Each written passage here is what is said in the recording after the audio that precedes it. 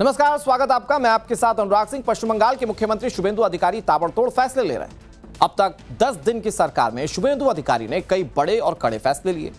पश्चिम बंगाल में जो काम पिछले 15 सालों में नहीं हो पाए, उसे शुभेंदु अधिकारी 45 दिन में पूरा करने जा रहे हैं। बांग्लादेश बॉर्डर से सटे इलाकों में हलचल बहुत तेज है। ऐसा क्या हो रहा है और क्यों हो रहा है, आपको सब दिखाते हैं हमारी स्पेशल ग्राउंड रिपोर्ट में।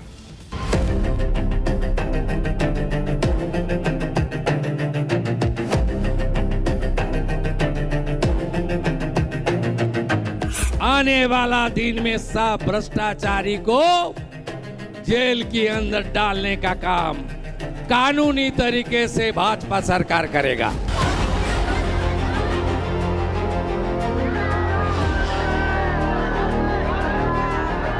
और आसनसोल में फाड़ी में तोड़फोड़ कर दिया ना, 200% वसूली होगा।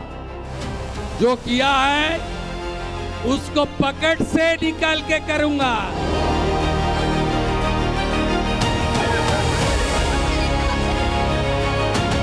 आपने जो आस्था का केंद्र है उनकी प्रीमिसेस के अंदर रखिए ना भाई। आज कैबिनेट ने सब रिलीजियस भाता बंद कर दिया।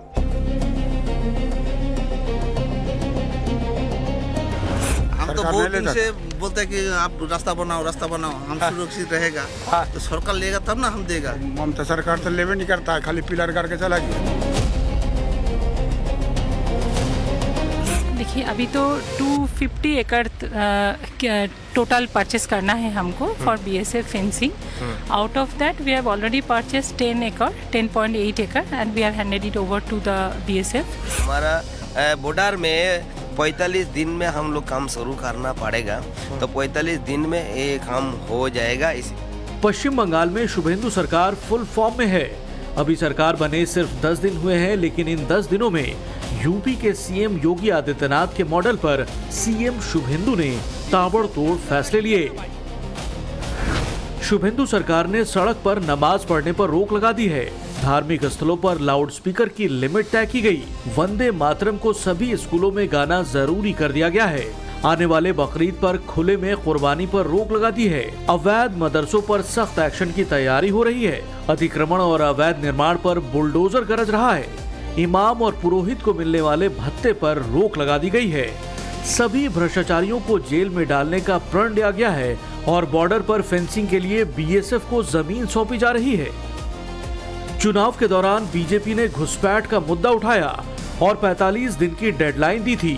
वादा किया गया था कि 45 दिन के भीतर बीएसएफ को जमीन सौंपकर फेंसिंग की जाएगी। अब इसके लिए एक्शन शुरू हो गया है। भारत और बांग्लादेश की करीब 4000 किलोमीटर की बॉर्डर लाइन है और उसमें से करीब 2200 किलोमीटर की सिर्फ पश्चिम बंगाल के अंदर है।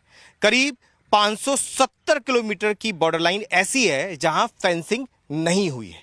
मैं भारत और बांग्लादेश के बीच के आखिरी गांव से, जो भारत का आखिरी गांव है, आदमपुर और सुंदरपुर के पास से रिपोर्ट कर रहा हूं। और मेरे ठीक पीछे आप देखेंगे ये आदमपुर की जगह है। ये गांव जो सामने आप लोग देख रहे हैं, ये आदमपुर के लोग हैं और ये भारत का आखिरी गांव है।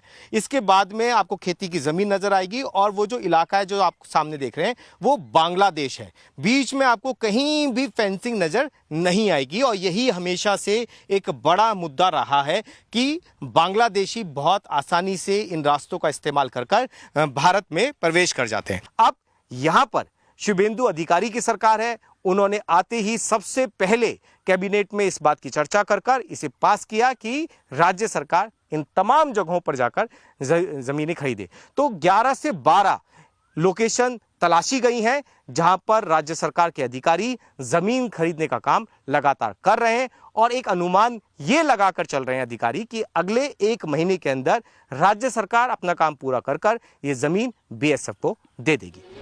घुसपैठ को रोकने के लिए बांग्लादेश बॉर्डर पर फेंसिंग के लिए जमीन खरीदने का काम बहुत तेजी से चल रहा है। बॉर्डर के गांव के लोग अपने जमीन के कागज लेकर पहुंच रहे हैं। मालदा में ग्राउंड पर कैसे पेपर वर्क का काम हो रहा है उसे देखिए। मालदा जिले की तस्वीर दिखाता हूं, किस तरीके से लगातार पेपर वर्क हो रहा है। ये पेपर वर्क हो रहा है, जो फेंसिंग बननी है उसके लिए तमाम ये लोग जो हैं वो अपनी ज़मीनें दे रहे हैं और राज्य सरकार अब इन ज़मीनों को खरीद रही है। आप देखिए ये पूरा नक्शा है, कैमरा यहाँ पे आएगा, ये देखिए ये पूरी फेंसिंग लाइन बननी है और यहाँ इतने इलाके की आपको ज़मीन खरीदनी है। बांग्लादेश कहाँ पर है? देखिए ये पूरा बांग्लादेश है और ये मालदा ज़िले की ज़मीन है जिसे फेंसिंग लाइन के लिए इस लाइन से खरीदा जा रहा है। तो तमाम लोग आपके पास आ रहे हैं, आराम से दे रहे हैं, कोई दिक्कत तो नहीं हो रही? नहीं नो प्रॉब्लम। ये देखिए रजिस्ट्री की कॉपी आप देख लीजिए, ये अपनी रजिस्ट्री की कॉपी लेके आए और अपनी ज़मीन दे रहे हैं। तो आप ज़मीन दे रहे हैं तो हमारी जमीन। हाँ, तो ये आप लोग खुशी खुशी दे रहे हैं? खुशी खुशी। अच्छा, और ये आप लोगों की मांग भी थी क्या कि यहाँ फेंसिंग लगनी चाहिए ताकि गांव सिक्योर हो जाए? স্যার আমি তো বুঝতেই পারছি না কথা। वो चाहिए, हाँ? घेरा चाहिए बान रोड का। घेरा चाहिए यानी कि फेंसिंग चाहिए आप लोगों को। चाहिए। उसी के लिए आप लोग सब आके अपनी जमीन दे रहे हैं। हाँ। सोचिए कि क्या मतलब तस्वीर है कि ये सब लोग तैयार हैं, देखिए अपनी अपनी रजिस्ट्री लेकर यहाँ पहुंच रहे हैं और कह रहे हैं कि भाई हमारी जमीन लो और यहाँ पे आप फेंसिंग लगाओ ताकि देश भी सुरक्षित हो और ये लोग भी सुरक्षित हो, क्योंकि इनके यहाँ आसपास चोरी होती है। आपको मैं तस्वीर दिखाऊं, देखिए सबके हाथ में आपको पेपर नजर आएंगे। यार देखिए ये पेपर लेके आई हैं अपने, आप भी अपने पेपर लेके आई हैं। ये देखिए ये अपने पेपर लेके आई हैं, आप भी अपने पेपर लेके आए। ये देखिए ये अपने पेपर लेके आए आराम से देने के लिए। अब सब सारे गांव के लोग पेपर लेके आ रहे हैं। बीजेपी आरोप लगाती रही है कि ममता सरकार ने तुष्टीकरण की राजनीति के लिए केंद्र के कई बार आग्रह करने पर भी जमीन बीएसएफ को नहीं सौंपी। मालदा की जनता भी यही आरोप लगा रही है। जनता का आरोप है कि ममता सरकार ने कभी जमीन खरीदने की कोशिश ही नहीं की। जमीन पर तमाम अधिकारी बैठे हुए हैं, आराम से लिया जा रहा है जमीन को। कोई आपको अड़चन आ रही है जमीन लेने में? नहीं कोई अड़चन नहीं आ रहा है, आराम से हो रहा है। तो पहले क्यों नहीं हो पाता था भैया? पहले क्यों नहीं दे पाई सरकार, ले पाई? सरकार नहीं लेगा तो सरकार तो चले ना, सरकार लेना ही नहीं चाहती थी पहले। हम तो बहुत दिन से बोलते हैं कि आप रास्ता बनाओ हम सुरक्षित रहेगा। तो सरकार लेगा तब ना हम देगा। ममता सरकार तो लेवे नहीं करता है, खाली पिलर करके चला गया। 20 बच्चा सरकार ले ही नहीं रही थी जमीन लेता था। आपके पास पहले कोई आया जमीन लेने के लिए? नहीं आया। और आप सोचिए कि फेंसिंग होनी थी लेकिन फेंसिंग नहीं हो पाई। एक छोटे से आपको यहाँ ये तार लगे हुए नजर आएंगे जो इन्होंने बस यहाँ लगा रखे हैं गांव के आगे। गांव बहुत दूर तक है, जमीन आगे तक है, लेकिन फेंसिंग आपको दूर वाली जो सेफ फेंसिंग है दोनों देशों के बीच में वो नहीं दिखाई देगी। और ये तमाम लोग देखिए, पीछे फिर कैमरा जाएगा, और ये तमाम लोग जो हैं ये सब लोग दुखी हैं, ये सब लोग परेशान हैं कि इनकी सुरक्षा कैसे होगी, इनके गांव की सुरक्षा कैसे होगी, इनके पशुओं की सुरक्षा कैसे होगी, इनकी ज़मीन की, खेती की, फसल की सुरक्षा कैसे होगी। इसीलिए तमाम लोग पेपर लेकर आ गए और कह रहे हैं कि आप हमारी ज़मीन लीजिए और देश को सुरक्षित कीजिए। ग्राउंड रिपोर्ट के दौरान कुछ गांव के लोग खेतों में काम करते नजर आए तो कुछ झाल मुड़ी खाते भी दिखाई दिए। उनका भी कहना है कि पिछली सरकार ने कभी भी जमीन खरीदने की बात की ही नहीं। ये झालमुड़ी खा रहे हैं और बिल्कुल बॉर्डर सामने आप देखेंगे तो बांग्लादेश का बॉर्डर है सामने। आपकी ज़मीन बॉर्डर पे बिल्कुल आती है? हाँ सर बिल्कुल। तो अभी सरकार ज़मीन खरीद रही है आप लोगों से? हाँ सर। अभी आपने दे दी कि नहीं? नहीं सर, हमारा तो नहीं, ये बॉर्डर नहीं पड़ रहा है। अच्छा, वो दूसरे का खरीद रहा है। अच्छा, अभी दूसरे की खरीदी जा रही है। तो आपकी भी ज़मीन बिल्कुल बॉर्डर पे है या उससे पहले किसी और की ज़मीन भी है? नहीं सर, बॉर्डर पे ही है हमारा ज़मीन। आपकी ज़मीन बॉर्डर पे। तो अभी सरकार जब खरीदेगी तो आप लोग तैयार होंगे कि? तैयार होंगे। तैयार होंगे। पहले क्यों नहीं देते थे आप लोग ज़मीन? तब तो खरीदा नहीं सर। अच्छा, पहले नहीं खरीदा? पहले किसी ने कहा भी नहीं? नहीं कहा सर। लेकिन अब बंगाल बदल रहा है। सरकार बदलने के साथ ही बॉर्डर पर फेंसिंग के लिए जमीन खरीदकर बीएसएफ को सौंपने का काम तेजी से चल रहा है। देखिए अभी तो 250 एकड़ टोटल परचेस करना है हमको for BSF fencing. Out of that we have already purchased 10 acre, 10.8 acre, and we have handed it over to the BSF. And now the physical verification of the land is going on. After total verification, the entire process will be completed. Actually the weather is now ठीक ही है weather अभी, तो अगर बारिश आ जाएगा तो आपका terrain तो देख रहा है बहुत चैलेंजिंग है अभी. So we have deputed almost 12 teams so that the work smoothly हो जाए, expeditiously हो जाए, and we expect that it will be completed within a month or 45 days.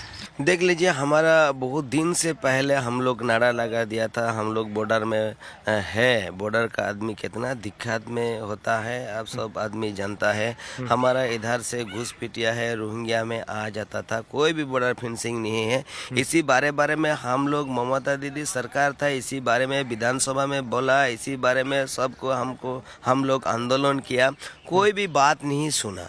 और इसी में लिए हमारा भाजपा का सरकार मानविक सरकार बन गया। हमारा मुख्यमंत्री सम्मानीय शुभेंदु अधिकारी हो गया, ये बोला जी हमारा बॉर्डर में 45 दिन में हम लोग काम शुरू करना पड़ेगा, तो 45 दिन में ये काम हो जाएगा। जो ठीक आप मेरे पीछे का एरिया देख रहे हैं, वहाँ पर जाकर यहाँ पूरा इलाके में फेंसिंग लगाई जाएगी। यहाँ से चंद कदमों की दूरी पर पश्चिम बंगाल जैसी ख़त्म हो जाता है और मालदा का ये इलाका है, और उससे आगे बांग्लादेश शुरू हो जाता है। हमेशा से ये इलाका खुला रहा है और यही वजह है कि यहाँ से घुसपैठ होती रही है, जो एक हमेशा से सुरक्षा के लिए चुनौती बना रहा है। और इसी को देखते हुए अब पश्चिम बंगाल के अंदर लगातार नई सरकार उस ज़मीन को खरीद रही है ताकि बीएसएफ के हैंडओवर किया जाए, और बहुत तेज़ी से ये प्रोसेस चल रहा है। करीब 1 महीने के अंदर ये तमाम चीज़ें खत्म कर ली जाएंगी, पूरा मैप तैयार हो जाएगा कि कहाँ पर फेंसिंग लग रही है, कहाँ से रोड पूरा बॉर्डर के साथ साथ जाएगा। ये तमाम तैयारियाँ 1 महीने के अंदर हो जाएंगी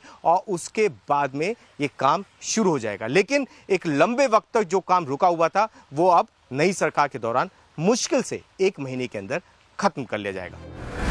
इतना ही नहीं, शुभेंदु सरकार ने सिलीगुड़ी कॉरिडोर यानी नॉर्थ ईस्ट के चिकन नेक की 120 एकड़ जमीन और NH10 और NH 110 के 7 हिस्सों को भारतीय राष्ट्रीय राजमार्ग प्राधिकरण यानी NHAI और NHIDCL को सौंपने की मंजूरी दे दी है। ये प्रस्ताव पिछली ममता बनर्जी की TMC सरकार के पास 1 साल से लंबित था, जिसे शुभेंदु सरकार ने शपथ लेने के 10 दिनों के भीतर क्लियर कर दिया। बॉर्डर पर फेंसिंग की बात हो या फिर भ्रष्टाचारियों पर एक्शन की बात या फिर अवैध अतिक्रमण पर बुलडोजर एक्शन की बात, शुभेंदु सरकार कड़ा और बड़ा एक्शन ले रही है। एक बेलेघाटा का राजू नस्कर 18 प्रॉपर्टी, दूसरा कौसबा का सोना पप्पू 24 प्रॉपर्टी, तीसरा भातीजा Abhishek Banerjee, lips and bounce का 14, अपने नाम में 4, पिताजी का नाम में और भी 6, 24 प्रॉपर्टी।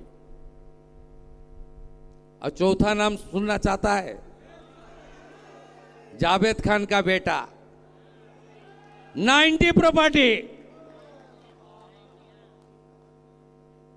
ये लोग लूटा है,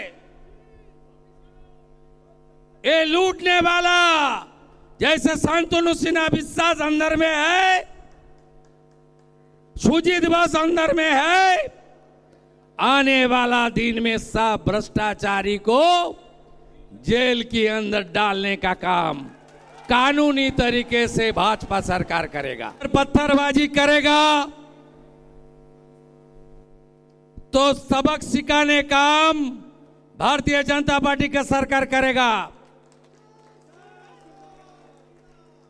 और आसनसोल में फाड़ी में तोड़फोड़ कर दिया ना, 200% वसूली होगा। जो किया है उसको पकड़ से निकाल के करूंगा। सीएम शुभेंदु अधिकारी ने अपनी दूसरी कैबिनेट में बड़े फैसले लिए। धार्मिक स्थलों पर लाउड स्पीकर की लिमिट तय की तो इमाम और पुरोहितों को मिलने वाले भत्ते पर भी रोक लगा दी है। वहीं शुभेंदु अधिकारी का कहना है कि मां बेटी के साथ हुए अत्याचार का पूरा हिसाब लिया जाएगा। आपने जो आस्था का केंद्र है उनकी प्रीमिसेस का अंदर रखिए ना भाई। सुबह 4 बजे से क्यों ये सब कर रहा है? इन बंगाल में तुष्टीकरण का राजनीति नहीं होगा। सरकार का काम इमाम मुअज्जम पुरोहित का भाता डिस्ट्रीब्यूशन है ना, एडुकेशन का अच्छा करना है। इमाम मुअज्जम को भाता देना है ना नौकरी देना है। आज कैबिनेट ने सब रिलीजियस भाता बंद कर दिया। आरजीकर से लेकर कामदूनी पार्क स्ट्रीट से लेकर कौसबा लॉ कॉलेज से लेकर रामपुर हाट के शेड्यूल ट्राइब गर्ल चाइल्ड से लेकर बॉकटुइक में मुसलमान महिला से लेकर जितना भी माँ बेटी बहन दीदी के ऊपर अत्याचार हुआ उसको कानूनी तरीके से शिकंजा कसने का काम करेगा। शुभेंदु सरकार के एक्शन का असर विरोधियों पर भी दिख रहा है। फाल्ता विधानसभा सीट पर 21 मई को रीपोलिंग होनी है, लेकिन चुनाव से ठीक पहले खुद को कथित पुष्पा कहने वाले जहांगीर खान ने अपना नाम वापस लेकर चुनावी मैदान ही छोड़ दिया है। তাই আমাদের সম্মানীয় মুখ্যমন্ত্রী ফলতা উন্নয়নের জন্য স্পেশাল প্যাকেজ দিচ্ছে। সেই জন্য আমি আগামী 21শে মে যে রিপোল আছে সেই রিপোলের কন্টেস্ট থেকে আমি নিজেকে দূরে সরিয়ে নিলাম। बीजेपी का वादा बंगाल को विकास के पथ पर ले जाने का है। बंगाल को सोनार बांग्ला बनाने का वादा है। हालांकि चुनौती बहुत बड़ी है, लेकिन फिलहाल शुभेंदु अधिकारी जनता के लिए किए गए वादों को पूरा करने के मिशन पर फुल एक्शन मोड में नजर आ रहे हैं। मालदा से पुलकित नागर के साथ ब्यूरो रिपोर्ट, टाइम्स नाउ नव भारत।